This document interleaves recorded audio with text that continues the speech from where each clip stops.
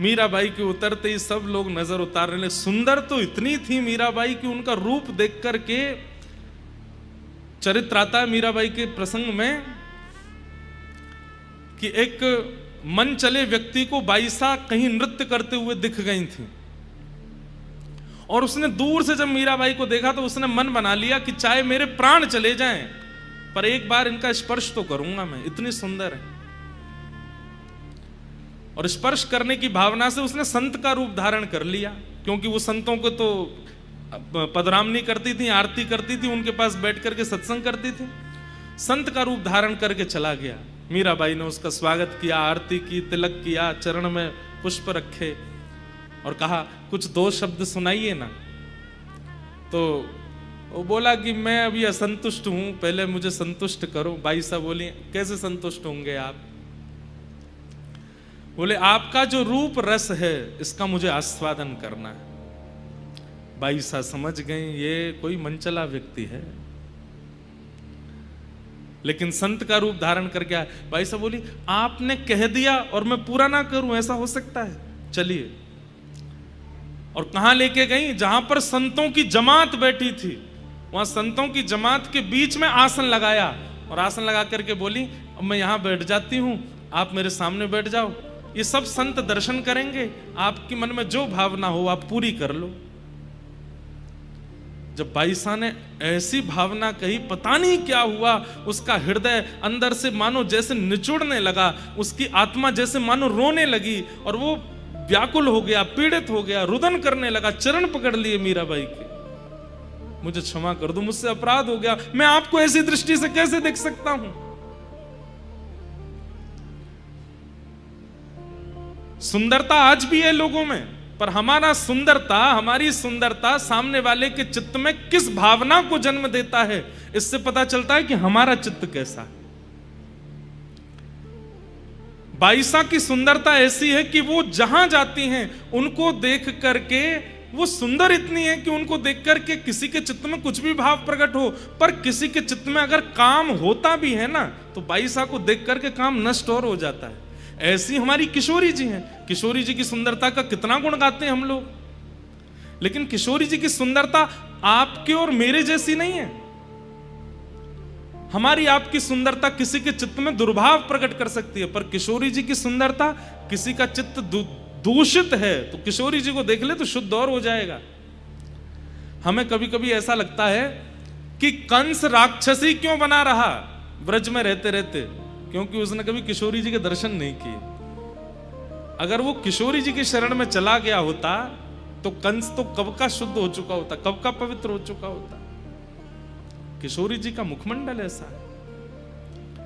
हमारा भजन हमारे गुण में भक्ति को घोल देता है। अगर कोई बहुत सुंदर है, बला का सुंदर है, और वो भजनानंदी अगर बन जाए ना तो नित्य उसका भजन ऐसा हो जाएगा कि उसकी सुंदरता फिर किसी के चित्त में दुर्भाव को नहीं प्रकट करेगी, उसकी सुंदरता चित्त में कृष्ण को ही प्रकट करेगी। मीराबाई बहुत सुंदर है। बाईसा जैसे ही आई, ननद और सास वो तो बावली हो गई, इतनी सुंदर। अरे मोती लाओ, हीरे लाओ, जवाहरात लाओ, उनसे नजर उतारें अपनी भाभी साहब की। राजा कुंवर भोजराज सब लोग उनको सराहना करने लगे, इतनी सुंदर तुम्हारी पत्नी है, कितने भाग्य हैं तुम्हारे। तो एक रस्म होती है कि जब दहली में प्रथम प्रवेश बहू करती है तो नेग मांगा जाता है। तो ननद नेग मांगती है कि नेग दो फिर अंदर जाने देंगे। पहले भैया से मांगा, भोजराज जी से कहा नेग दो, तो भोजराज जी ने हाथ के कड़ूला दिए, पैरों की पायल दी सुंदर सोने के और उनमें हीरे जड़े हुए। बोले भैया ने तो हाथ और पैर की पायल दी भाभी सा, अब आप नेक दो और आप तो गले का हार दो, आपका हार मुझे बहुत अच्छा लग रहा है। तो मीराबाई ने ऊपर एक हार पहना हुआ था, तो बोली ननद जी ये तो बाह्य हार दिखाई दे रहा है, असली हार तो इसके अंदर पहना है, वो आपको देती हूँ। अंदर क्या था? अंदर कंठी माला पहन रखी थी। अपने गले से कंठी उतारी और कंठी उतार करके ननद के गले में बांध दी। महाराज ननद को तो इतनी अवहेलना लगी अपनी, और बाई साहब वहीं खड़े खड़े प्रवचन देने लगी। क्या बोले कि ये जो है ना सोने का, अगर इसको पहन करके आप रखोगी, इस पर चोर की भी दृष्टि जा सकती है, वो चुराने का उसका मन हो जाएगा। और हे ननद जी, कल को जब आपके प्राण निकलेंगे ना तो ये उतार लिया जाएगा, हाथ के कंगन, पैर के कड़ूला और ये गले के हार सब उतार लिए जाएंगे, लेकिन कंठी को कोई नहीं उतारेगा, इसलिए कंठी पहन के रहो आप। ये तो मरते दम तक संग रहती है और कल्याण और करती है, ठाकुर जी की प्राप्ति कराती है। उतार करके पकड़ के फेंक दी। बोले ये तो पहला दिन है इनके आने का, आप जानती हैं आप कहां आई हैं? ये मेवाड़ है, ये मेड़ता में पहनते होंगे लकड़ियां, मेड़ता में पहनते होंगे कंठी आदि, हमारे यहां कोई नहीं पहनता है, ऐसे ऐसे रत्न हैं, अभी तो आप आई हैं, देखिएगा भीतर। अरे नहीं देना तो मना कर दीजिए, ये लकड़ियां मत पहनाइए मेरे गले में।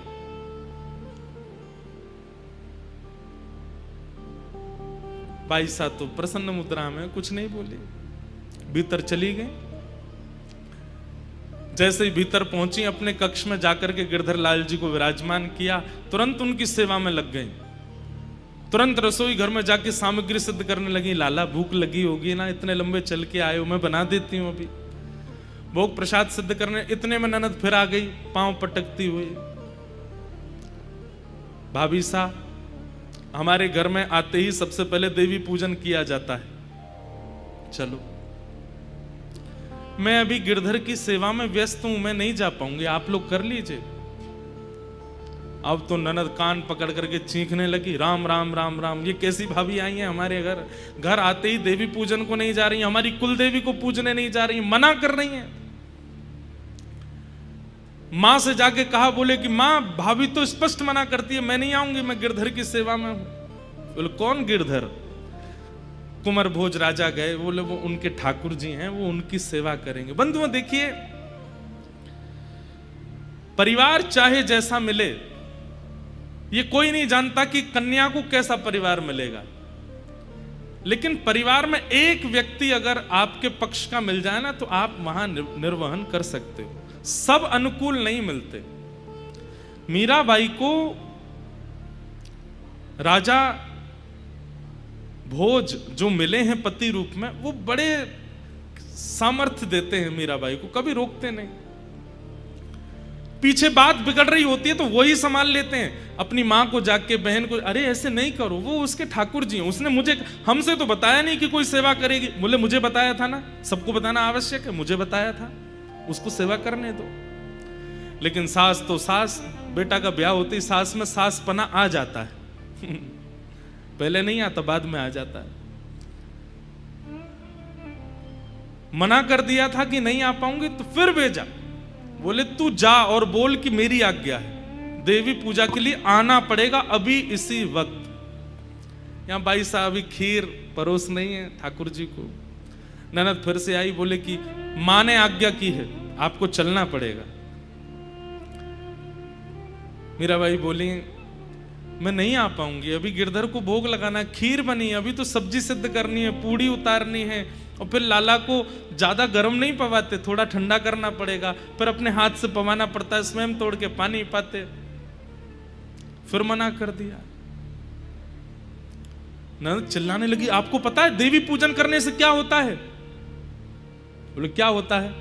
बोले सुहाग अजर अमर हो जाता है। आप नहीं चाहती कि आपका सुहाग अमर हो जाए? मीराबाई बोली जो जन्म से ही अजर अमर हो उसके लिए क्या प्रार्थना करूं? मेरे सुहाग तो जन्म से ही, जन्मे ही अजर अमर हैं। अब वहां ननद सोच रही है कि मेरे भाई के लिए बोल रही हैं ऐसा। बोले वो तो आपकी भावना अच्छी है, पर अपने पति की लंबी आयु के लिए देवी पूजन करना होता है, हमारे यहां आते ही आपको चलना चाहिए। मीराबाई अब थोड़ी सी नाराज हो गई, क्योंकि सेवा में विघ्न डाल रही हैं, तो हाथ पहुंचती हुई आई। बोले ननद जी आपने नहीं करी थी क्या देवी पूजा? क्योंकि इनकी ननद विधवा थी। तो मीराबाई बोली आपने नहीं करी थी देवी पूजा? बोले नहीं करी तो थी मैंने भी। तो फिर जीजा जी कहां चले गए? अब तो ननद और ज्यादा नाराज हो गई। वो तो महाराज उसी समय खटक गई मीराबाई, बोले अब नहीं छोड़ूंगे, अब ये रह के तो दिखाए। यहाँ पर नीचे आकर के उन्होंने तो रोना शुरू कर दिया महाराज, चीखना चिल्लाना, पूरे परिवार से कह दिया कि ये रहेंगी तो मैं नहीं रहूंगी। ये पहला दिन है मीराबाई का घर में।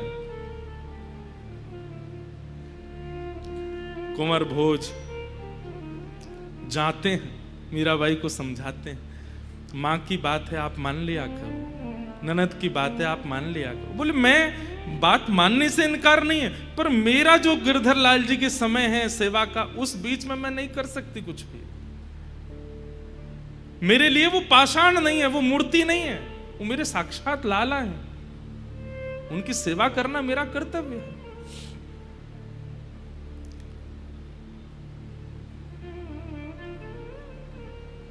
पैसा रहती है, लेकिन यहां तो सब विपरीत भाव में आ गए। एक दिन राजा कुंवर भोज ने मीराबाई से कहा कि आप इतनी सेवा करती हैं, इतना ठाकुर जी का भाव रखती हैं, मैं जब भी आपको देखता हूं, आपको देखते ही मेरे चित्त में पता नहीं कैसे अनायास प्रेम बढ़ने लगता है। मैं चाहता हूं कि आप मुझे कुछ दर्शन कराओ, मुझे कुछ अनुभव कराओ।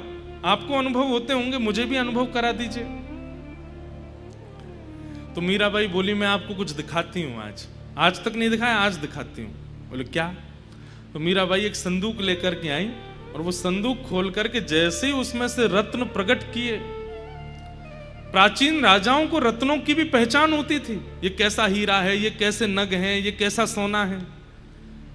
और उस समय में राजस्थान में मेवाड़ राजघराने से ज्यादा संपत्ति किसी के पास नहीं थी। एक प्रकार से मीराबाई का जो विवाह हुआ ना, वो इसलिए भी हुआ था क्योंकि मेड़ता पर इतनी शक्ति नहीं थी और उस समय आक्रांताओं का आक्रमण हो रहा था। तो मीराबाई का विवाह मेवाड़ में हो जाएगा तो उससे हम लोगों को सुरक्षा मिल जाएगी। तो एक प्रकार से कहीं ना कहीं मेवाड़ के लोगों में मन में यह आता था कि हमने तो मेड़ता के ऊपर कृपा की है मीराबाई को लेकर के। आज मीराबाई ने एक संदूक खोली और उस संदूक में से जैसे ही रत्न आभूषण सब बाहर निकाल के रखे, उन रत्नों को देखकर के राजा भोज के आंखें खुली रह गई। ये कैसे रत्न है, ये कैसा हीरा है, ये कैसे स्वर्ण, ये ऐसे मैंने पहले कभी नहीं देखे हैं। और जहां तक मैं जानता हूं सबसे ज्यादा संपत्ति हमारे घराने में, और हमारे घर में भी ऐसी संपत्ति नहीं है। ये एक हीरा, एक नग भी यदि विक्रय किया जाए तो हमारी पूरी संपत्ति के समान होगा। कहां से मिले आपको? भाई साहब बोली जिस दिन आप बारात लेके आए थे ना, उसी रात्रि में द्वारिकाधीश बारात लेकर के आए थे और तब मेरी सासू मां देवकी मैया ने ये मुझे पहनाए थे। मीराबाई बोलती हैं और सब लोगों को वो स्वप्न जैसा लगता है। वो देवकी मैया को सास ही बोलती हैं, यशोदा मैया को बड़ सास ही बोलती हैं। बोले मेरी सासू मां देवकी जी ने मुझे पहनाए थे। गले में ये हार पहनाया था, हाथ में ये कंगन पहनाया था, पैर में ये पाजेब पहनाई थी, और ये जो कौंधनी है ना, ये तो द्वारिकाधीश ने ही पहनाई थी। आज राजा भोज के मन में किंचित जो अविश्वास जैसा था, उनको लगता था शायद इनका थोड़ा दिमागी स्तर ही ऐसा ही है, इसलिए ऐसे बोलती रहती है। लेकिन आज उन नगों को देख करके, उन आभूषणों को देख करके राजा भोज के मन में भी आया कि ये सामान्य नहीं है, ये संसार की रचना तो नहीं है जो ये दिखा रही है। और मीराबाई इतनी प्रसन्न, थोड़ा सूंघ के देखो इनमें से सुगंधी कैसी है। यहां राजा भोज जैसे ही उसको सूंघने लगते हैं तभी उनको सघन वन दिखने लगता है, वृंदावन का अनुभव होने लगता है, यमुना जी के दर्शन होने लगते हैं, श्री गिरिराज जी दिखने लगते हैं। राधा राधा नाम उच्चारण करके संत समाज नृत्य करता हुआ दिखाई देने लगता है। ऐसी सुगंधी। राजा भोज समझ गए ये सामान्य नहीं। नेत्र सजल हो गए। राजा भोज बोले मैं आपसे बहुत प्रसन्न हूं, मुझे आज पूर्ण विश्वास हो गया कि ये सचल हैं और ये आपको स्वीकार कर चुके हैं। मैं आपसे बस इतना कहना चाहता हूं कि आप मुझसे कुछ मांग लीजिए, मैं आपकी कुछ सेवा करना चाहता हूं। मीराबाई इतना प्रेम कर ही इसीलिए रही थी कि उनको एक अपना काम बनवाना था। और तुरंत मीराबाई बोली तो मेरा एक काम है वो आप कर दीजिए। बोले क्या? आपके मेवाड़ घराने में कहीं भी मंदिर नहीं है, आपके पूरे राजभवन में कहीं भी संतों के आगमन कीर्तन कथा का कोई स्थान नहीं है। हमारी एक ही प्रार्थना है, आप देना चाहते हैं तो केवल ये दे दीजिए कि राजभवन के अंदर ठाकुर जी का दिव्य मंदिर बने, उसमें ठाकुर जी विराजमान हो और संत वैष्णव कथा प्रेमियों को वहां आने से कोई रोक टोक ना हो। बस इतना कर दीजिए। मैं सत्संग के बिना नहीं रह सकती। यहां सब कुछ ठीक है, मैं ताने सह लूंगी सास के, ननद के, सब लोगों के, मुझे सब मंजूर है, पर उन तानों के विपरीत में औषधि रूप में मुझे कथा सुननी है। उसके लिए आप एक मंदिर बनवा दीजिए। कुंवर भोज बोले देवी ये तो आप ऐसा कह रही हो कि खीर में से चीनी निकालो, कैसे निकलेगी? ये कैसे होगा? बोले और कुछ नहीं चाहिए मुझे। कुंवर भोज भी सोचे कि इन्होंने एक ही चीज तो मांगी है जैसे तैसे, ये भी मैं नहीं कर पाया तो कैसे होगा? सब विपरीत हो गए हैं। और राजा कुंवर भोज ने मेवाड़ घराने के भीतर एक 4 भुजानाथ मंदिर बनवाया, ऐसे ऐसे रत्न लगवाए। मीराबाई जैसे बोलती हैं वैसी उसकी आकृति। एक द्वार बना है जहां से संतों को आवागमन में कोई रोक टोक नहीं है। रसिक आएंगे, संत आएंगे, वैष्णव आएंगे, कथा कीर्तन सब प्रारंभ। घर के सब लोग विपरीत हो गए, लेकिन पति साथ में खड़ा है इसलिए कोई कुछ नहीं कर पाया। लेकिन हमारे ठाकुर जी को अनुकूलता ज्यादा अच्छी लगती नहीं। भक्त बहुत रिलैक्स होना तो ठाकुर जी को लगती है अरे इतना आराम कैसे फरमा रहा है, कुछ तो करो। और राजा भोज एक युद्ध में गए थे और वहां युद्ध में एक बाण उनको ऐसा लगा जिसके कारण पूरे शरीर में रोग फैल गया। वैद्यों ने कहा अब तो इनकी सेवा करो, ये कभी भी अपने प्राण त्याग सकते। ननद तो द्वार से बोलती आई तुमने देवी पूजा नहीं की, देखो आज मेरे भैया की क्या हालत हो गई, मरणासन अवस्था में है। भोज राजा बोले मुझे और कहीं चिकित्सा के लिए नहीं जाना, मुझे मेरे कक्ष में छोड़ दो, मीरा को मेरे पास छोड़ दो, मैं उसे देखता रहूंगा, वो मुझसे बात करती रहेगी, बस मुझे यही चाहिए। मीराबाई लाल जी की सेवा करती हैं, चरणामृत पिलाती हैं, भोग लगाती हैं, भोग पवाती हैं। आसन पर बस लेटे हैं भोज राजा। एक दिन आया जिस दिन उनको अनुभव हुआ कि बस आज मेरे प्राण चले जाएंगे। आज पहली बार मीराबाई का स्पर्श किया, हाथ पकड़ लिया, आप यहीं बैठो। आपने मुझसे एक बात मांगी थी, मैंने पूरी की, अब मैं आपसे कुछ मांगू? मीराबाई बोली क्या? बोले मुझे भी वो दर्शन करना है जो आप करती। बंधुओं, मीराबाई तभी एक कीर्तन गाने लगी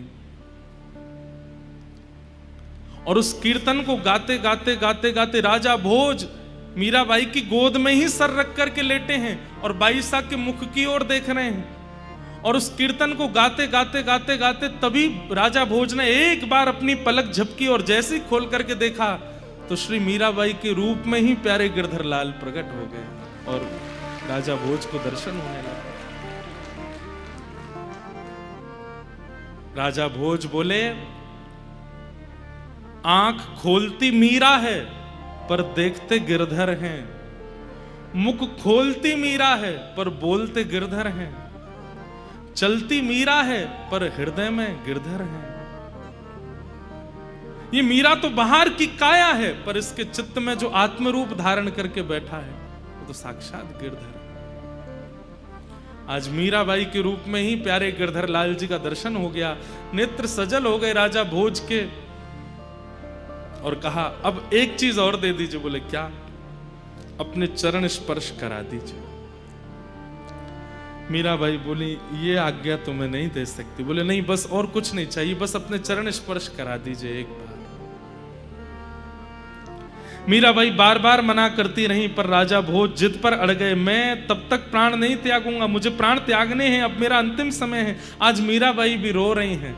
बोले कि आप मेरे परम मित्र हैं, आप मेरे परम सखा हैं, इस प्रकार आप मत जाइए।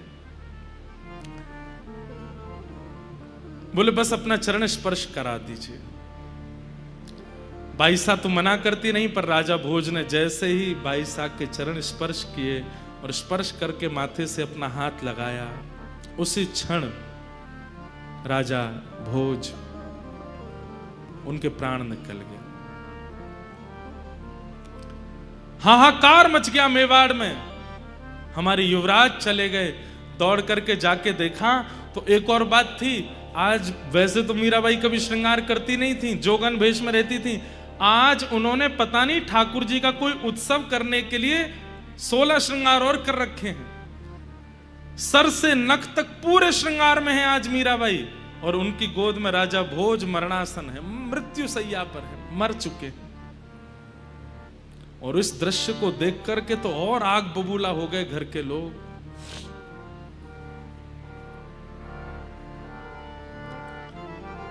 सब लोगों ने मीराबाई का हाथ पकड़ा, बैठाओ इनको, कलश डालो, इनके मांग का सिंदूर मिटाओ। मीराबाई खड़ी हो गई, बोले कि सिंदूर उसका मिटाइएगा जिसका ना हो कोई, मेरा तो है, मेरे तो सामने खड़े, मैं सिंदूर नहीं हटाऊंगी, मैं चूड़ियां नहीं तोड़ूंगी।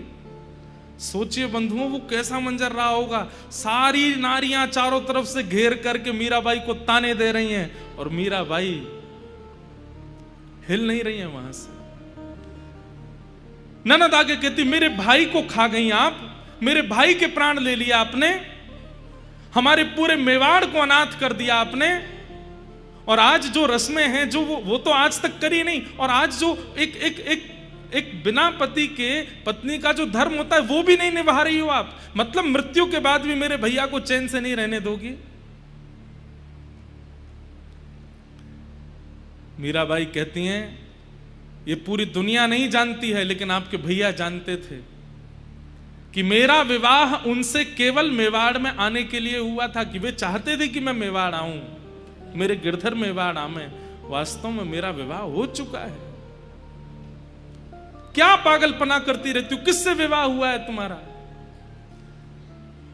मेरे तो गिरधर गोपाल, दूसरो न कोई, मेरे तो। मीराबाई इस भाव से अपने वस्त्र नहीं उतार रही है कि भोज राजा चले गए हैं तो मुझे ऐसे रहना है, बल्कि इस भाव से अपने वस्त्रों को धारण कर रही हैं, भगवा भेष पहन रही हैं, बैरागण का भेष धारण कर रही हैं कि संत जन वो कृष्ण के हैं, वो ठाकुर जी के हैं, इसीलिए तो विरक्त भेष में रहते हैं। मैं भी तो ठाकुर जी हूं, तो मुझे भी ऐसा ही भेष धारण करना चाहिए। ना कोई श्रृंगार है, ना कोई चटकदार वस्त्र है, सामान्य सी एक लोई ओढ़ करके गले में बनमाला और केवल तुलसी माला पहन करके मीराबाई अब अपने रूप में आ गए हैं। और अब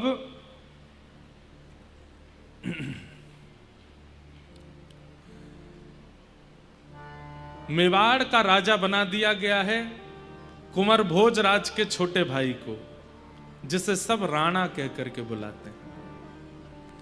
और आप सुनकर के आश्चर्यचकित होंगे, राज्य गद्दी पर बैठते ही राजा सबसे पहला निर्णय जो लेता है वो निर्णय बहुत महत्वपूर्ण होता है।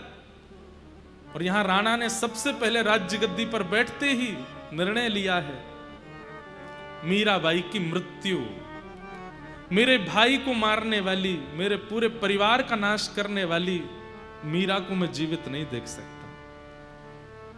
उसे मरवाना है, चाहे जैसे मरे, उनकी मृत्यु मुझे चाहिए।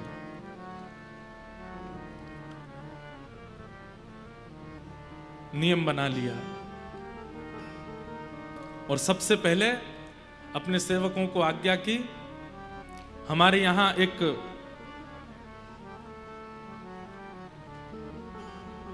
बंधी बना हुआ बाघ है, एक शेर है, उस शेर को मीराबाई के कक्ष के पास छोड़ दो, और बहुत दिनों से भूखा भी है, खा जाएगा, खत्म होगा कंटक हमारा। जाकर के उस बाघ को छोड़ दिया मीराबाई के कक्ष के सामने। सुबह सुबह का समय मीराबाई भोर का पद गा रही हैं, ठाकुर जी को जगा रही हैं। जागिए गोपाल लाल जागिए गोपाल लाल, जागिए गोपाल लाल। गा रही हैं पद, और उसी समय सखियों की दौड़ने की आवाज आती है, हाथ से थाल छूट गए हैं, सब चीख रही हैं। मीराबाई कहती क्या हुआ, तुम इतनी घबरा क्यों रही हो? बोले भाई साहब बाहर मत जाइएगा, छुप जाइए जल्दी। क्यों? अरे एक बाघ आ गया है, आपके द्वार पर खड़ा है। मीराबाई ने जैसे सुना बाघ, सुबह जो माला, जो भोग, जो प्रसादी, जो आरती गिरधर लाल जी के लिए तैयार करके रखी है, उन सबको एक थाल में सजा करके मीराबाई जा रही हैं। सखियां कह रही भाई साहब उधर मत जाइए, वहां बाघ बैठा है। वहीं की ओर जाती हैं, और जैसे ही बाघ की ओर दृष्टि डाल करके देखा है, तुरंत अपनी सखियों से कहती हैं अरे तुम घबरा रही हो, ये बाघ नहीं है, तो मेरे ठाकुर जी का ही एक रूप है। आज साक्षात मेरी सेवा से प्रसन्न होकर नृसिंह आए हैं द्वार पर। अरे आओ जल्दी, दिया लेकर के आओ, बाती लेकर के आओ, नजर उतारनी है, स्वागत करना है, ठाकुर जी आए हमारे द्वार पर। सखियां तो कह रही हैं ये तो खुद तो मरेंगी, हमको और मरवाएंगी साथ में। लेकिन वहां दूर सब सैनिक खड़े हैं, वो भी देख रहे हैं कि ये जब खा जाएगा तो इसको बंदी बना के ले जाएंगे, और यहां सब सखियां घबरा रही हैं कि पता नहीं क्या होगा। लेकिन बाईसा जैसे ही गई, जो घुर्रा रहा था, बार बार दहाड़ रहा था नाहर, बाईसा को देखते ही शांत हो गया, बैठ गए। और बाईसा ऐसे बात कर रही हैं, आ गए आप, आज इतने विशेष रूप में क्यों आए हैं? आज नृसिंह चतुर्दशी तो नहीं है, और यहां आसपास कोई हिरण्यकश्यप भी नहीं है, तो फिर आप ऐसे रूप में क्यों आए हैं? अच्छा तो मैं समझ गई, आप निश्चित ही राणा को हिरण्यकश्यप रूप में देख रहे हो ना? नहीं नहीं, ऐसा मत कीजिएगा। और बाईसा कहती हैं अब आप आ गए हैं, थोड़ा स्वागत स्वीकार कीजिए। अपने हाथ से माला पहना रही हैं, अपने हाथ से तिलक कर रही हैं, और जो भोग प्रसादी गिरधर लाल जी के लिए लेकर के बैठी थी, बोले आप गिरधर ही तो आए हैं मेरे सामने। अपने हाथ से जैसे कोई बछिया बछड़ा को पवाता है, ऐसे अपने हाथ से पवा रही हैं उस बाघ को। सब जगह मेरे ठाकुर जी हैं। ये दृश्य देख करके सब आश्चर्यचकित हो गए, और बाईसा ने जैसे प्रणाम करके आरती की है, वो बाघ वहां से उल्टे पैर लौट करके चला गया, कुछ नहीं बिगाड़ पाया। और बाईसा तुरंत लौट करके आई, हाथ धो करके अपने लाल जी की सेवा में लग गए। इतना सामान्य था सबके लिए। सबने जाकर के राणा जी को बताया, बोले बाघ तो कुछ नहीं बिगाड़ पाया, बल्कि मीराबाई ने तो माला पहनाई, आरती करी, उसको अपने हाथ से प्रसाद पवाया। अब बंधुओं ऐसी स्थिति में सोच विचार तो ये करना चाहिए कि भाई उनकी भक्ति कैसी है कि बाघ भी उनसे कुछ नहीं बोला। लेकिन राणा क्या विचार कर रहा है, ये छोटे देश की आई है ना, जादू सीख के आई है, इसको तंत्र आता है, और उस तंत्र से इसने बाघ को अपने वश में कर लिया। पहले मेरे भैया को अपने वश में किया था, अब उस बाघ को अपने वश में कर लिया है। अरे बहुत बड़ी तांत्रिक है, इसके तंत्र मंत्र की विद्याओं में ये सब जीव फंस जाते हैं।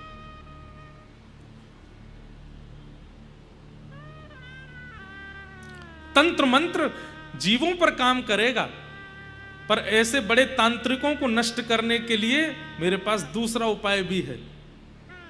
और दूसरा उपाय क्या है? हमारे राजभवन के पिछले द्वार में एक भूत बंगला है, उसके सामने से भी कोई निकल जाता है तो रात में उसको पीड़ा हो जाती है, 2-4 दिन में मृत्यु, भूत चढ़ जाते हैं उसके ऊपर। मीराबाई को कैसे भी करके उस भवन में पहुंचा दो, उस कक्ष में पहुंचा दो। बाईसा को लेकर के उस भूतिया भवन में लेकर के गए, जहां पर अनेक पिशाच, अनेक भूत प्रेत आदि सब होंगे। और ये कहकर के गए कि हमारे राजभवन में एक ठाकुर जी की मूर्ति है, हमें समझ नहीं आ रहा है इनकी प्रतिष्ठा कैसे करें। भाई साहब बोली मुझे दिखाओ कहाँ है, तो लेकर के गए, बोले ये इस कक्ष में है अंदर। बोले आप भी चलो, हम तो आ रहे हैं, आप जाओ भीतर। जैसे बाई साहब भीतर गई, बाहर से द्वार बंद कर दिए, अंदर अंधेरा, तभी दिखे खूब सारी प्रेत आत्माएं वहां पर विचरण कर रही थी। बाई साहब तुरंत वहीं बैठ गए और वहीं बैठ करके कीर्तन करना प्रारंभ किया। अंदर से चीखने की आवाज आ रही है और बाहर खड़े खड़े राणा और सब लोग नाच रहे हैं, बोले कि अब ये मर जाएगी, अब नहीं बचेगी। लेकिन वो चीख मीराबाई नहीं रही हैं, वो प्रेत चीख रहे थे। क्यों? कीर्तन भजन सुन के वो सब मुक्त हो करके जा रहे थे। अब तो ऐसी स्थिति हो गई, वो प्रेत जा जा करके और प्रेतों को लेकर के आए, बोले अपनी मुक्ति चाहते हो तो चलो उस भवन में, वहां मीराबाई कीर्तन कर रही है। और मीराबाई के कीर्तन सुन करके जितने प्रेत थे सब प्रणाम करके मुक्त होके वहां से प्रस्थान कर गए। थोड़ी देर बाद जब चीखें आनी बंद हो गई तो राणा ने कहा द्वार खोल के देखो, उसका शव ले आओ अंदर से, नीला पड़ गया होगा। जैसे द्वार खोला, मीराबाई हाथ जोड़ते हुए भीतर से बाहर निकली। राणा आदि भग गए, बोले यही प्रेतनी बन गई है, अब तो हमें लगता है इसी के अंदर प्रेत आ गया। बोले नहीं नहीं, मैं प्रेत नहीं बनी हूं, वो जितने थे वो सब चले गए, उनके उद्धार नहीं हुआ था। मुझे अंदर ठाकुर जी तो कहीं मिले नहीं, पर वो सब प्रेत थे, तो मैंने सोचा क्या करें, कीर्तन करके सबको मुक्त कर दिया। अब भी राणा ने ये नहीं सोचा कि इनके भजन में कितना बल है। वो अब भी क्या सोच रहा है, इतनी बड़ी तंत्र विद्या जानती है कि प्रेतों को भी अपने वश में कर लेती है। भक्त की भक्ति समझना बहुत बड़ा काम है, और इसी से वैष्णव अपराध बनता है बंधुओं। जब हम किसी भक्त की भक्ति को आकलन करने लगते हैं और पहचान नहीं पाते और अपने मन में सोच लेते हैं ये बनते बहुत बड़े हैं पर हैं नहीं, यही वैष्णव अपराध है और ठाकुर जी को यही प्रिय नहीं है।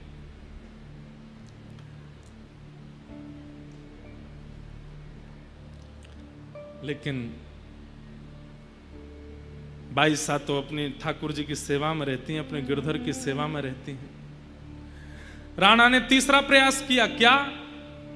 रात रात में गिरधर लाल जी चोरी करवा दिए और गिरधर लाल जी जिस झांपी में सोते थे उस झांपी में एक सर्प रखवा दिया, विषैला सर्प। बोले प्रातःकाल जैसी सेवा के लिए पिटारा खोलेगी, डस देगा, मर जाएगी।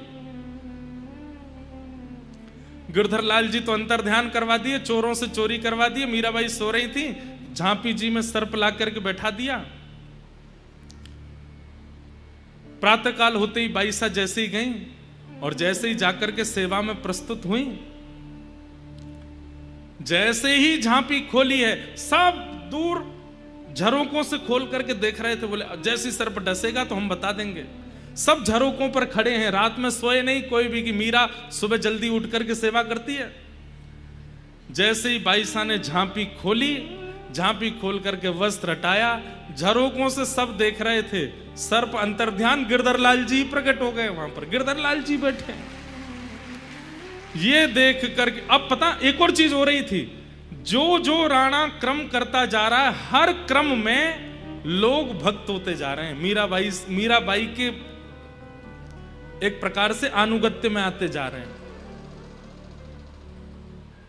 कईयों को विश्वास हो गया कि ये मीराबाई की भक्ति है।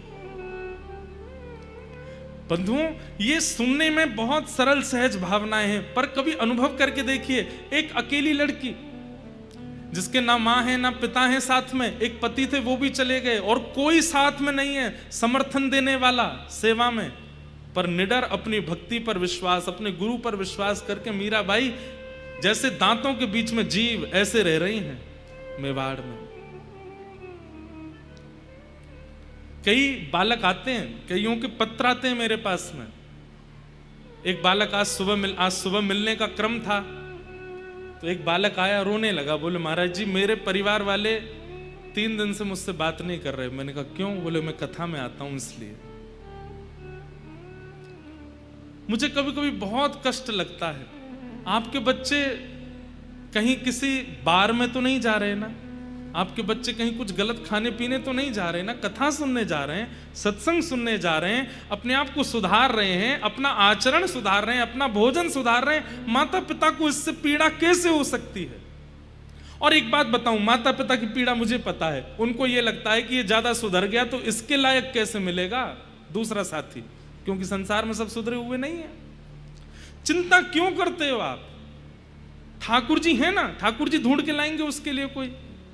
भैया बालकों को संसारी बनाओगे तो आपको उसके लिए अनुकूल जीवन साथी ढूंढना पड़ेगा, पर वो बालक ठाकुर जी को बजेगा तो ठाकुर जी उसके लिए ढूंढ के भेजेंगे। ठाकुर जी लाएंगे, या तो कर ब्याह या के संग रहे।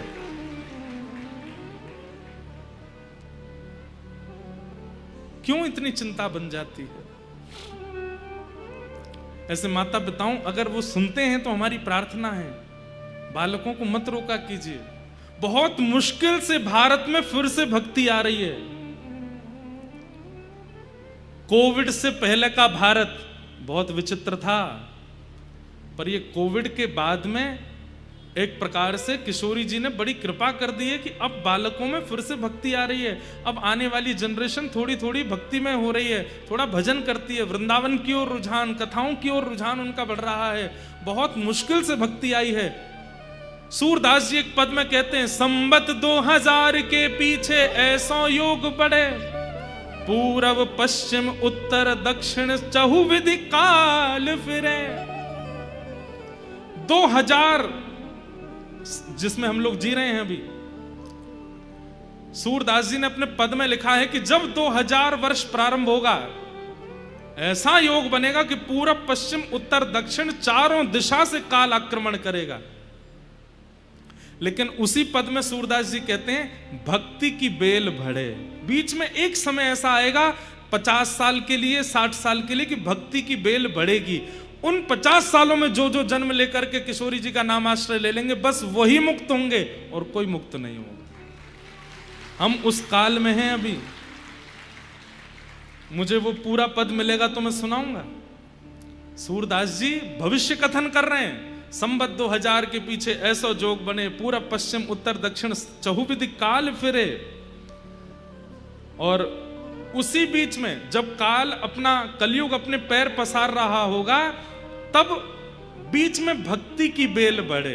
ये कोविड के बाद भक्ति बढ़ रही है, और इस बेल का आश्रय जितने, बेल क्या होता है, वो ऐसे चढ़ती है ऊपर।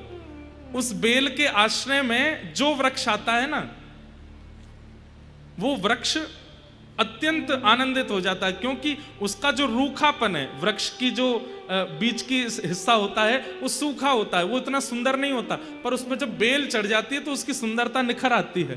काटने वाला व्यक्ति भी उस वृक्ष को नहीं काटता जिसमें बेल चढ़ी होती है, क्यों? सुंदर लग रहा है, इसको क्यों काटें।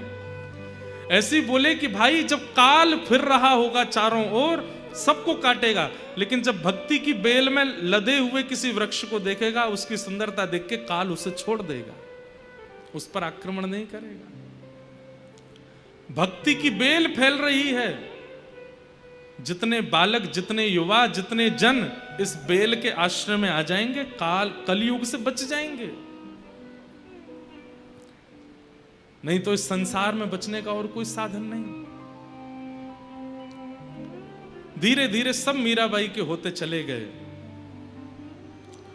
कहां तक कहें, वो जो ननद थी मीराबाई की, जो सबसे ज्यादा चिढ़ती थी उनसे, अब उसको भी मन में तनिक तनिक विश्वास होने लगा कि ये तंत्र नहीं हो सकता, ये मंत्र नहीं हो सकता। तंत्र भी कुछ समय तक चलता है, हमेशा नहीं चलता। जो तंत्र मंत्र जानते हैं उनका भी ज्यादा दिन बोलबाला रहता नहीं।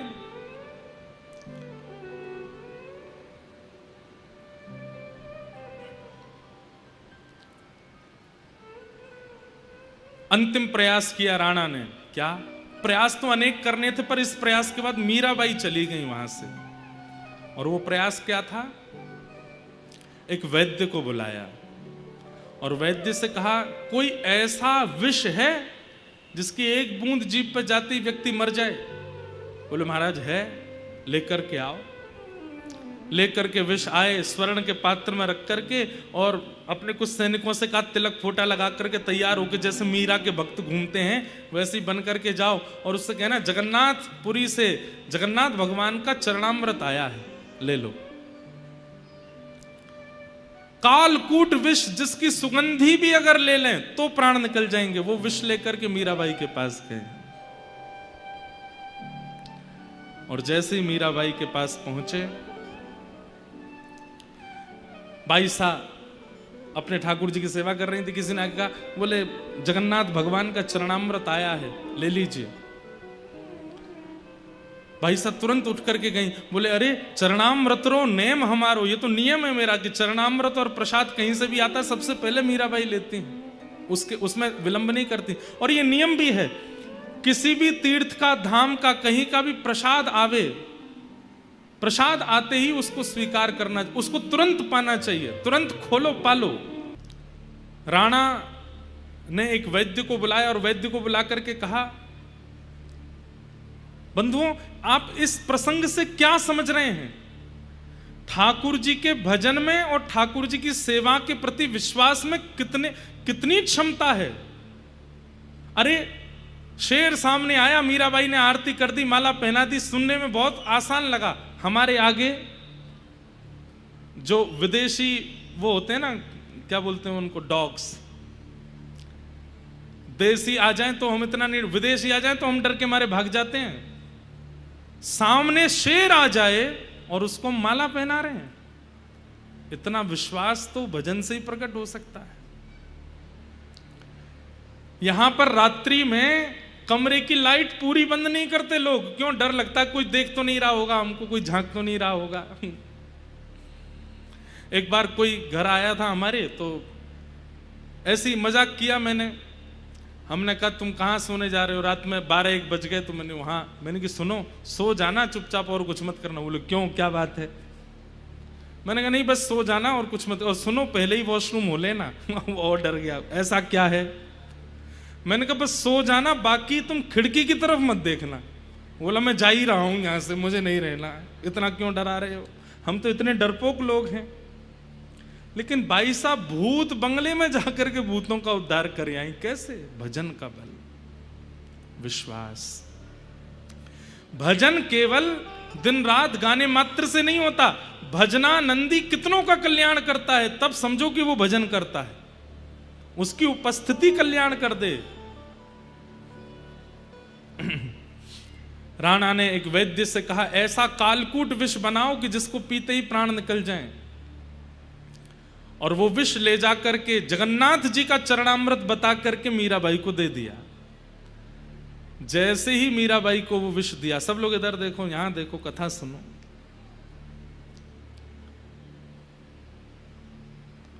उतने में ही ननद जो देख रही थी उसको, उसके सामने ही सब होता था। आज पता नहीं उसके मन में क्या आया, दौड़ करके गई और बाईसा का हाथ पकड़ लिया, इसको मत पीना, जहर है। मैं जान गई हूं, मेरे दिव्य चक्षु खुल गए हैं भाभी सा, आप जिस दिन पहले दिन आई आपने मुझे कंठी पहनाई, मैंने उसी दिन उतार दी थी, परंतु आज मेरे चित्त को यह अनुभव हो गया है कि आप सामान्य नहीं, आपका भजन बल अतीत है। मैं वो कंठी ढूंढ करके लाई हूं जो मैंने ही फेंक दी थी, आज आपसे कह रही हूं मुझे पहना दो। मीराबाई ने आज वही कंठी पहना दी अपनी ननद को। और फिर उसके बाद ननद बोली, अब आप ये विष मत पियो। मीराबाई बोली, बताते समय सैनिकों ने कहा था जगन्नाथ जी का चरणामृत है। अब जिस प्रकार रसगुल्ला का नाम लेते ही रसगुल्ला के प्रेमी के जीभ पे पानी आ जाता है, समोसा का नाम लेते ही उसको चाहने वाले के मन में इच्छा प्रकट हो जाती है, अब भगवत चरणामृत नाम लेते ही मेरे मन में भावना प्रकट हो चुकी है। अब मेरी जिह्वा व्याकुल हो रही है चरणामृत को लेने की। अब तुम भले ही कहो ये विष है, पर मेरा मन तो हो रहा है कि मैं इसे ग्रहण कर लूं, धारण कर लूं। ननद रोने लगी, चरण पकड़ ली, नहीं भाभी साहब मुझे क्षमा कर दो, ये विष है, इसको मत पीना। बोले अब मैं नहीं पीऊंगी तो जैसे एक व्यसनी तड़पता है व्यसन के लिए, मेरी जिह्वा तड़प रही है इसको पान करने के लिए। जगन्नाथ जी का चरणामृत मैं कैसे छोड़ूं? तुम बैठी रहो, कुछ नहीं होगा। और लेकर के प्याला जैसे मुख से लगाया, पान कर लिया। कहते हैं ज्यों ज्यों घूंट ले रही हैं मीराबाई, त्यों त्यों उनके दिव्य रूप का तेज बढ़ रहा है, घट नहीं रहा है। और जैसे ही विष का पान किया है, रूप देख करके ननद ने तो उनको उसी समय गुरु बना लिया। कंठी तो पहना दी, अभी मेरी गुरु। कुछ नहीं हुआ मीराबाई को, तुरंत अपना मुख प्रक्षालन करके हाथ धो करके बैठ गई सेवा करने के लिए गिरधर लाल जी की। ननद अब दौड़ करके राणा जी के पास गई और जाके बोली, भैया मैं आपके चरण पकड़ती हूं। ये भाभी सामान्य नहीं है हमारी, इतना सब कुछ आपने किया, ये सब जगह से जीवित बच गई हैं, ये कोई तंत्र नहीं है, ये कोई मंत्र नहीं है, मैंने प्रत्यक्ष देखा है, ये उनकी भक्ति। राणा बोले, आज विष गया है, उसको पी के मरेगी वो। बोले, मैं लेकर के आई हूं पात्र साथ में, पी लिया है, कुछ नहीं हुआ उनको। ननद तो सुधर गई, लेकिन राणा अब भी नहीं सुधरा। कई लोग ऐसे होते हैं, वो भक्ति के प्रगाढ़ रूप को देखने के बाद भी उनके चित्त में कुछ नहीं परिवर्तन होता। कितने लोग ऐसे कथा में आते हैं, खूब कथा सुनते हैं, लेकिन फिर भी उनका चित्त परिवर्तित नहीं होता। हमारे पूज्य नाना जी कहते थे, बोले भैया करंट निकला है तो सारे बल्ब जलेंगे, लेकिन जो फ्यूज होगा वो ही नहीं जलेगा। जो अंदर से ही फ्यूज बैठा है वो नहीं जल सकता। मीराबाई की भक्ति के करंट से पूरा मेवाड़ प्रज्वलित होने लगा, लेकिन राणा अभी भी प्रज्वलित नहीं है, फ्यूज है भीतर से। मतलब इतना पाप है, इतना पाप है उसकी आत्मा और चित्त में कि वो मीराबाई को सन्मुख देखने के बाद भी उस पर कोई असर नहीं हो रहा।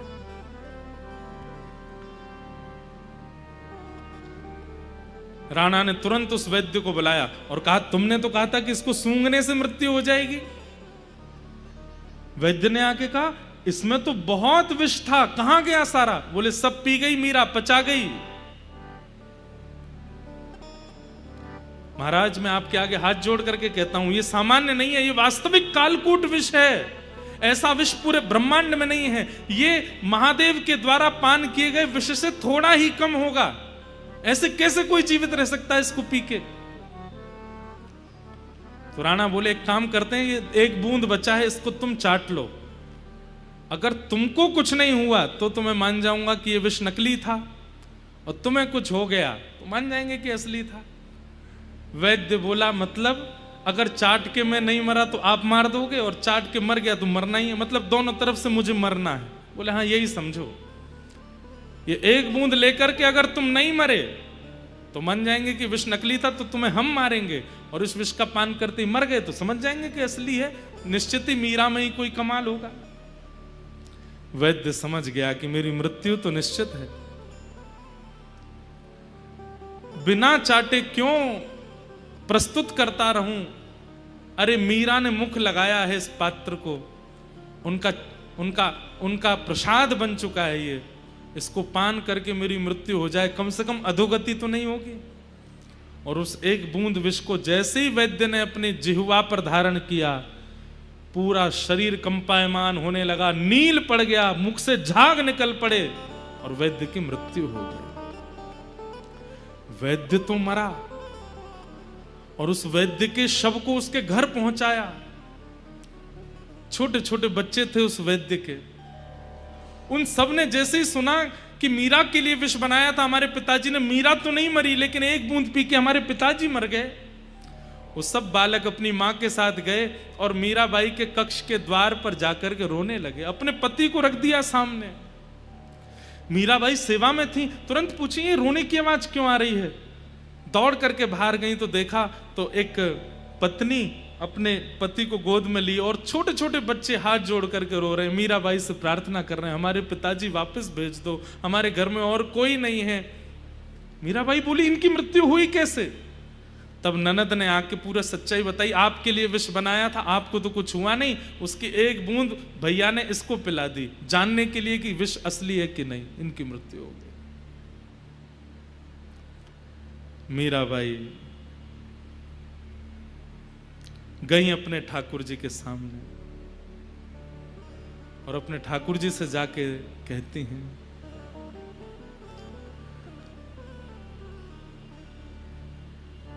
हरि अधम उदाहरण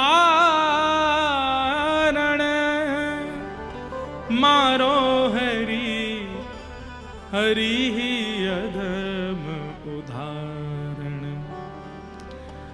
गज बूढ़त अरज सुन धावा, गज बूढ़त अरज सुन धावा भगता कष्ट निवारण, भगता कष्ट निवारण। हे गिरधर, आज तक मैंने आपसे कोई याचना नहीं की। मीराबाई ने आज तक प्रार्थना नहीं की है गिरधर लाल जी से, आज पहली बार कर रही हैं। हमेशा केवल रूप के लिए गाया होगा, हमेशा केवल कोई अपने मन का भाव गाया होगा, पर ठाकुर जी से आज पहली बार कुछ मांग रही हैं मीराबाई। एक गज ने आपको पुकारा था, उसकी अरज सुनते ही आप अपने गरुड़ पर बैठ करके उसका उद्धार करने के लिए गए थे।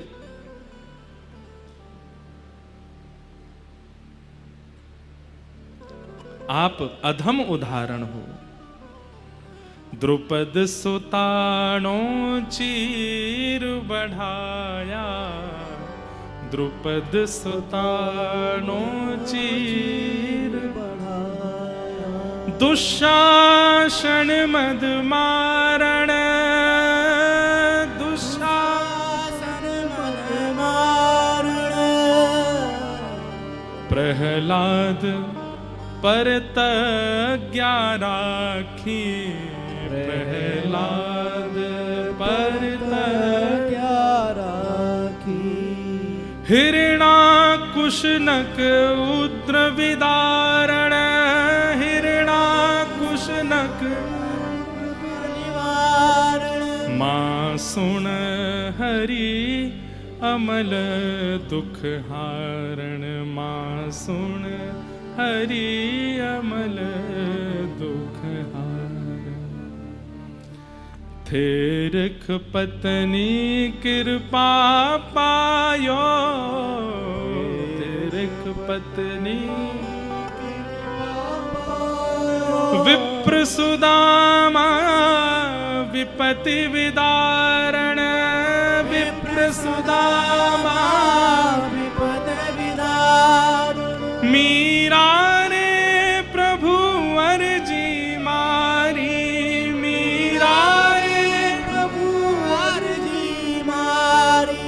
मीरा रे प्रभु अर्जी मारी, मीरा रे प्रभु अर्जी मारी। अब अबेर कुण कारण, हाँ अब अबेर कुण कारण।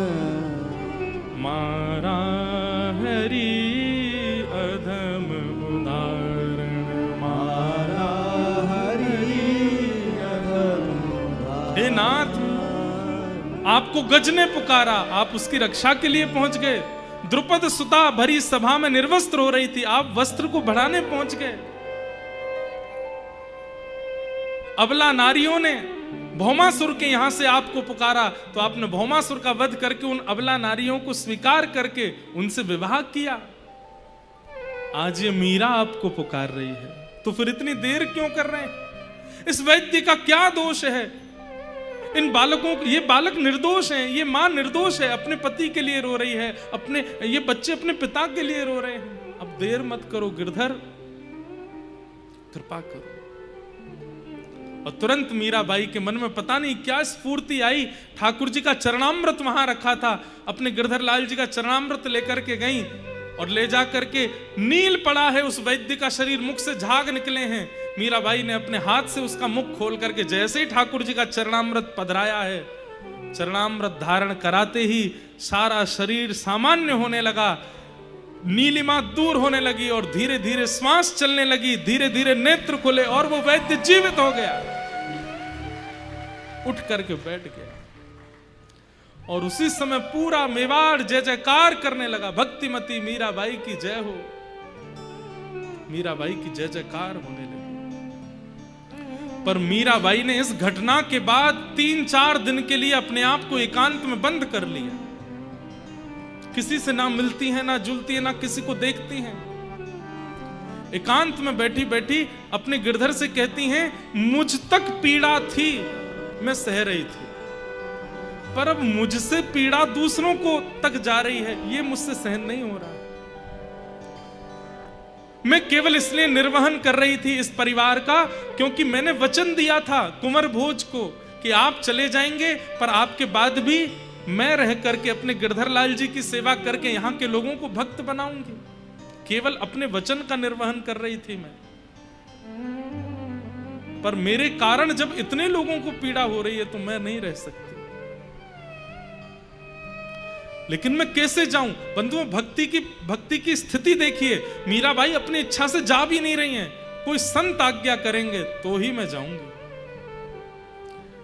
आज तक मीराबाई ने कभी त्याग करने का, इतनी पीड़ा, इतना कष्ट, इतनी विपत्ति, इतना संकट सब सहती रही मीराबाई। लेकिन आज मन में विचार करने लगी कि अब ये पीड़ा मुझ तक नहीं है, मुझसे औरों तक जा रही है, अब मैं क्या करूं? तब मीराबाई ने गोस्वामी तुलसीदास जी को पत्र लिखा और अपनी सारी स्थिति लिख करके बताई, मुझे क्या करना चाहिए ऐसी परिस्थिति में। राणा दिन प्रतिदिन कुछ ना कुछ करते हैं, मैं क्या करूं?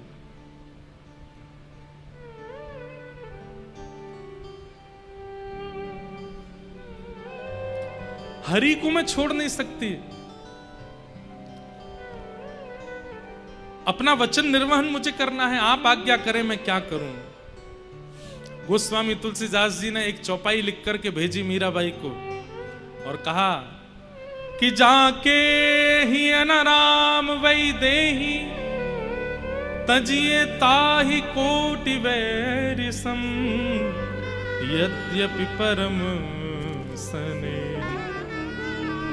गोस्वामी जी ने स्पष्ट लिख दिया, जिसके हृदय में हमारे आराध्य नहीं बैठे हों, ध्यान से सुनिएगा, जिसके हृदय में हमारे आराध्य नहीं बैठे हैं, उसी एक करोड़ों वैरियों के समान, अपने करोड़ों दुश्मनों के समान उसको जानिए जो आपके समान भक्ति नहीं करता है, जो आपके ठाकुर को नहीं मानता, आपके आराध्य को नहीं मानता, आपकी भक्ति में बाधक बनता है, आपके साथ कभी वृंदावन की स्मृति नहीं करता, वृंदावन का नाम, कथा का नाम, आदि आदियों का नाम सुनकर के चिढ़ जाता है और आपके ऊपर आक्षेप करने लगता है। इस प्रकार के व्यक्तियों को 100 दुश्मन के समान मानिए।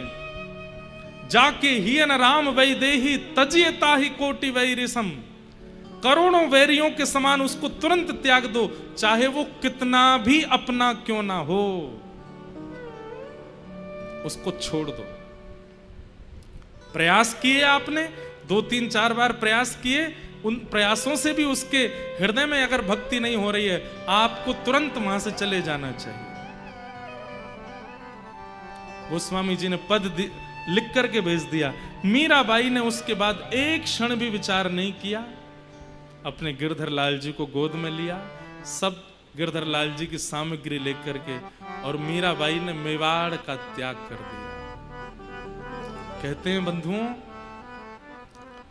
मेवाड़ का त्याग करते ही भूखमरी हो गई मेवाड़ में, वर्षा नहीं हुई, अनाज होने बंद हो गए, खेती बाड़ी होनी बंद हो गई, और मीराबाई छोड़ करके चली गई। और पहले तो मीराबाई मेड़ता गई हैं, आज मेड़ता में सब नाच रहे हैं, आज मेड़ता में आनंद हो रहा है, क्योंकि विवाह के बाद पहली बार मीराबाई आज लौट करके वर्षों बाद आ रही हैं। मेवाड़ में संतों की जमात लगी है, सब नाच रहे हैं, गा रहे हैं, उत्सव मना रहे हैं, मीराबाई आ रही हैं। मीराबाई आई, कुछ दिन वहां रही, और उसके बाद में अब सोच लिया कि अब मेरी गति ना तो अपने घर है ना परायों के घर है, मेरा स्थान तो केवल वृंदावन है।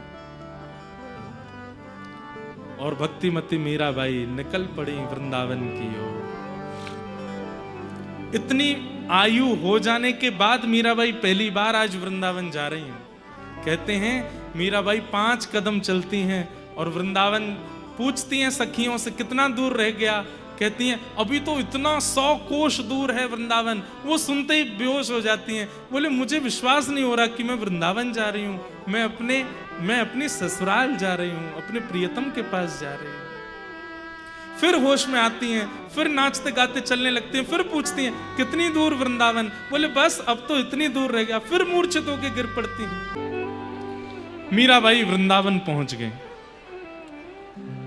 वृंदावन जाकर के मीराबाई ने श्री यमुना जी में स्नान किया, वृंदावन की परिक्रमा लगाई, आज जीवन भर के जितने भी कष्ट संकट पीड़ाओं का अनुभव आज तक किया, मानो सबका जैसे निवारण हो गया हो वृंदावन आकर के।